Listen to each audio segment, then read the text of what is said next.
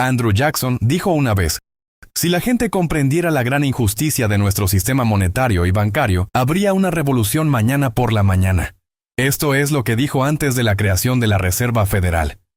Porque desde su creación, el sistema bancario ha cambiado radicalmente y favorece aún más a los ricos. El problema es que la mayoría de la gente no sabe cómo funciona el sistema, no sabe cómo se crea el dinero y no sabe cómo funciona la Fed. Por lo que solo una pequeña parte de ellos se beneficia de este sistema al contrario de todos los demás.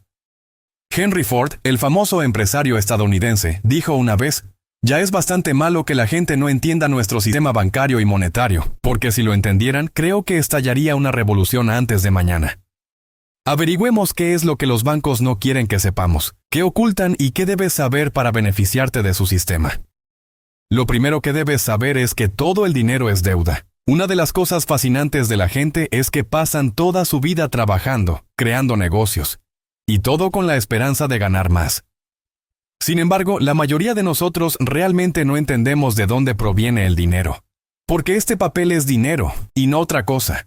Lo más importante es que es un pedazo de papel con algunas imágenes y números, y esto significa que alguien lo está imprimiendo. Pero no es el gobierno quien lo está haciendo. De hecho, el gobierno pide prestado dinero exactamente como tú.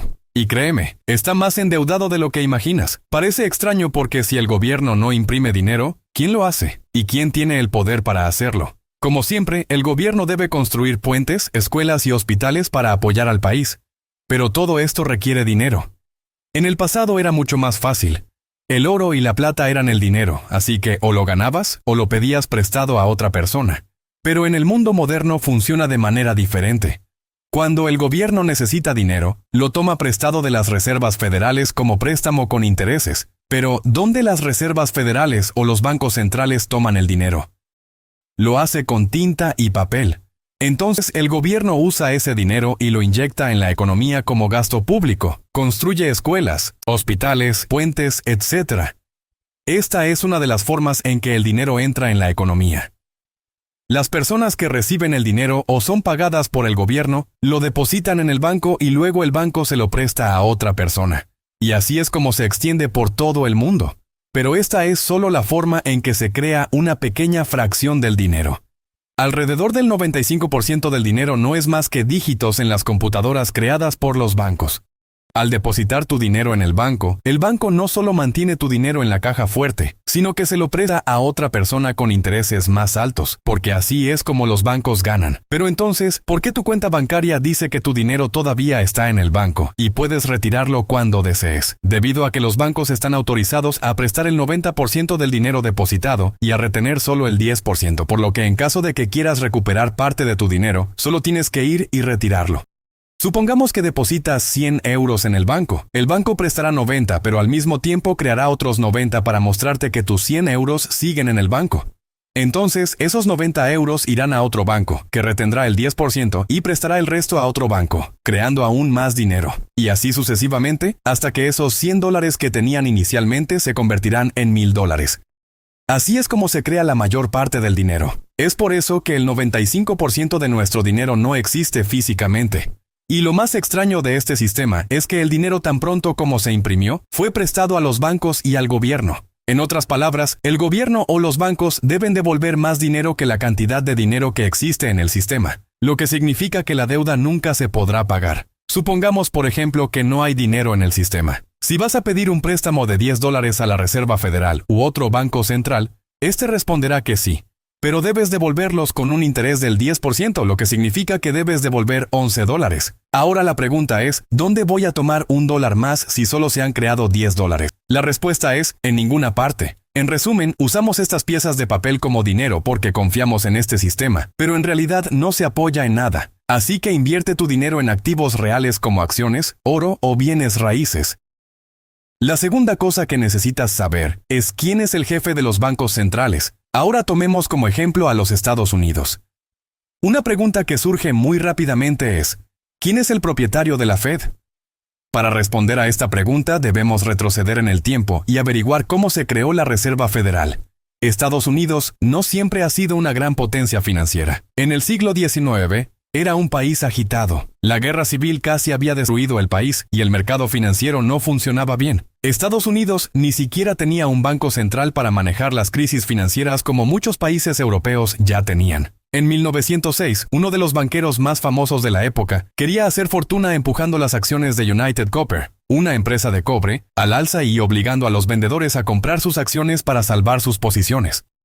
Pero su plan se volvió en su contra, ya que los vendedores encontraron otra forma de comprar las acciones de United Copper. Este movimiento llevó a la quiebra a la empresa y a varios otros bancos. Cuando se difundió la noticia de la quiebra, los depositantes se apresuraron a los bancos para retirar sus ahorros. Cuando los bancos se quedaron sin liquidez, dejaron de prestar dinero a sus depositantes y se declararon en bancarrota una tras otra. El mercado de valores cayó a mínimos históricos. En ese momento no había un banco central que restaurara la confianza de los depositantes en los bancos, por lo que Wall Street recurrió a JP Morgan. Depositó una parte significativa de su patrimonio en algunos de estos bancos para restaurar la confianza del público en el sistema bancario y convenció a otros banqueros ricos para que hicieran lo mismo, y salvó a toda la economía de una crisis que Dios sabe cuánto hubiera durado. En ese momento, Estados Unidos se dio cuenta de que no podía contar con la buena fe de los banqueros. Tenían que crear un banco central que interviniera en estas circunstancias. Pero no fue fácil porque el sistema involucraba a demasiadas partes opuestas, desde políticos que representaban al pueblo hasta banqueros de Wall Street y otros individuos adinerados. Más de 100 de los estadounidenses más ricos se reunieron en Jekyll Island, Georgia, para decidir qué hacer, y en 1913 se creó la Reserva Federal. Pero la Fed no es solo un banco, consta de 12 bancos repartidos por todo el país.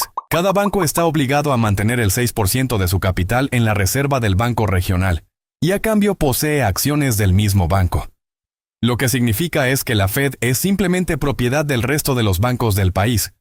Parece que el sistema no podría estar más distorsionado, ya que los grandes bancos controlan el único banco que tiene el poder de manejar las crisis y que es capaz de imprimir el dólar. Cada gran banco en los Estados Unidos es una empresa pública, lo que significa que al comprar sus acciones se convierte en uno de los propietarios de estos bancos e indirectamente en un propietario de la Fed. La tercera cosa a tener en cuenta es que tu banco no es tu planificador financiero. Lo que la mayoría de la gente no entiende es que los bancos no actúan en tu interés. Su propósito no es ayudarte a ser financieramente libre, o a conseguir las mejores ofertas, o a solucionar tus problemas o dificultades financieras. Los bancos son empresas rentables que hacen de contables a sus accionistas, y son por lo tanto como cualquier otra empresa. Actuarán en su mejor interés vendiendo productos y servicios que les beneficien a ellos y no a vosotros. Tus intereses pueden alinearse a veces con los suyos, pero eso no siempre sucede. Así que cada vez que un banco te sugiere hacer algo, no significa que te esté dando el mejor consejo posible. Antes de intentar venderte ese producto, cada cajero bancario recibió una amplia capacitación para aprender a convencer a pagar por ese servicio. Así que pensad por vosotros mismos antes de aceptar una oferta.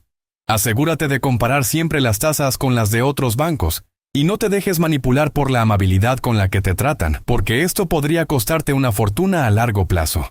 El cuarto secreto que debes saber es que cuanto más rico eres, menos te cobran los bancos. El objetivo principal de los bancos debería ser tomar dinero de los que tienen más y prestarlo a los que lo necesitan. Por eso nacieron los bancos. Pero desde entonces, el sistema financiero ha evolucionado. Cuando se vive de sueldo en sueldo, no se es valioso para los bancos. Apenas pueden sacarte dinero. En el mejor de los casos, pueden proporcionarte una pequeña hipoteca y una tarjeta de crédito, y por lo tanto, tú no eres un cliente valioso. Sin embargo, si tú eres multimillonario, por ejemplo, los bancos te ofrecerán condiciones mucho más favorables, con la esperanza de que deposites tu dinero en su banco, o elijas su banco como el banco principal para tus actividades. Se puede ver fácilmente en las tasas de interés que los bancos suelen ofrecer a los ultrarricos y que son mucho más bajas que la tasa media.